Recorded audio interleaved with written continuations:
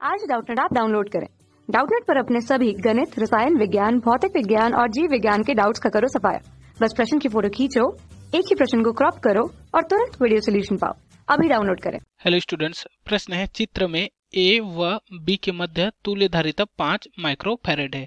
संधारित्र सी की धारिता ज्ञात करो। ठीक है, तो हमें यहाँ से ए और बी के मध्य तुल्य धारिता दी गई है। ये कितना है? यह है 5 माइक्रोफैरेड। तथा हमें क्या ज्ञात करना है? हमें इस सी का वैल्यू हमें ज्ञात करना है। ठीक है, तो यहाँ से देखें तो यह 1 माइक्रोफैरेड और यह 1 माइक्रोफैरेड किसमें है? समांतर क्रम में है। उसी प्रकार यह 4 माइक्रोफैरेड और यह 4 माइक्रोफैरेड किसमें है?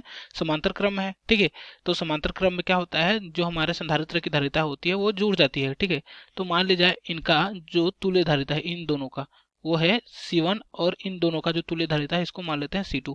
तो C1 इक्वल टू कितना हो जाएगा? यहाँ से हो जाएगा 4 + 4 इक्वल टू हो जाएगा 8 माइक्रोफैरेड। उसी प्रकार C2 इक्वल टू कितना हो जाएगा? यहाँ से हो जाएगा 1 + 1 इक्वल टू हो जाएगा 2 माइक्रोफैरेड।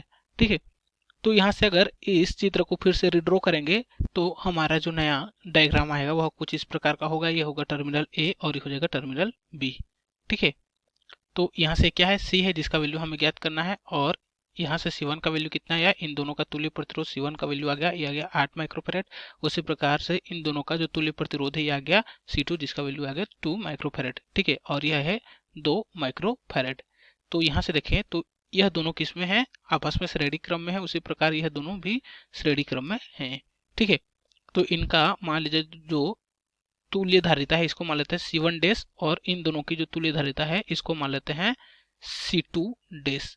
ठीक है, तो यहाँ से 1/C1 डैश इक्वल टू कितना हो जाएगा? ये हो जाएगा 1/C प्लस हो जाएगा 1/, ये हो जाएगा C1 का वैल्यू कितना है? यहाँ से यह है 8 माइक्रोफैरेड, हो जाएगा 8 इक्वल टू हो जाएगा 8 + C बट्टे हो जाएगा 8C।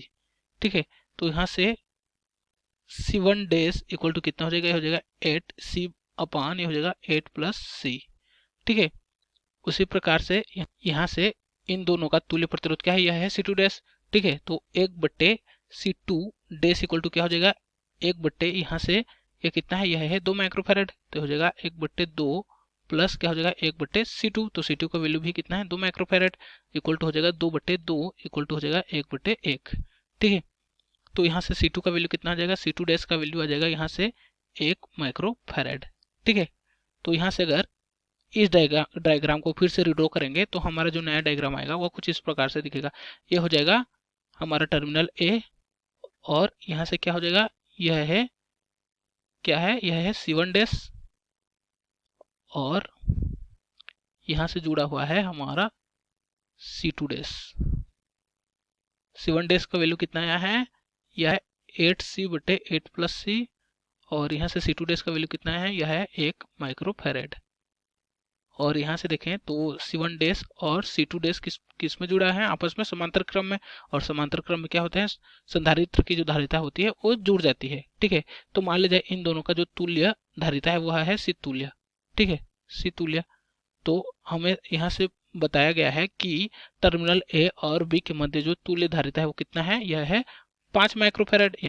C तुल्य का वैल्यू दिया गया 5 माइक्रोफैरेड।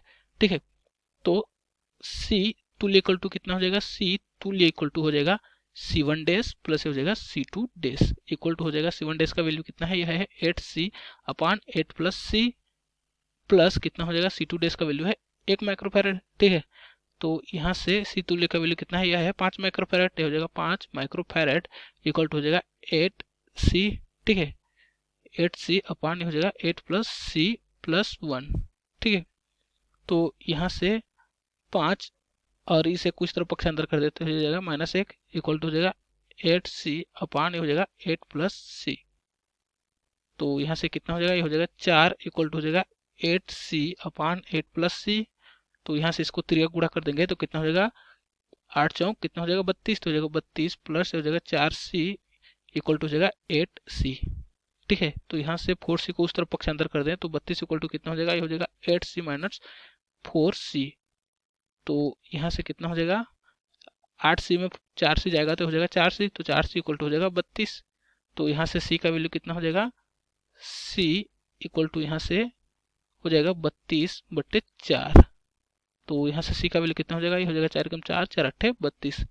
तो यहाँ से सी का वैल्यू कितना गया, सी का वैल्यू आ गया 8 माइक्रोफेरेड। ठीक है, क्योंकि यहाँ से जो हमारा कैलकुलेशन किया है वो किस में है, माइक्रोफेरेड में, क्योंकि सभी वैल्यू किस में दिया गया था, माइक्रोफेरेड में दिया गया था। ठीक है, इसलिए यहाँ से सी का वैल्यू कितना हो जाएगा, ये हो जाएगा 8 माइक्रोफेरेड। तो ये हो जाएगा हमारा आंसर जो हमें प्रश्न में पूछा गया था। धन्यवाद। कक्षा 6 से 12वीं से लेकर नीट, IIT, JEE वो एडवांस के लेवल तक 1 करोड़ से ज्यादा छात्रों का भरोसा। आज ही डाउनलोड करें डाउटनेट ऐप या व्हाट्सएप करें अपने सारे डाउट्स 8400 400 400 पर।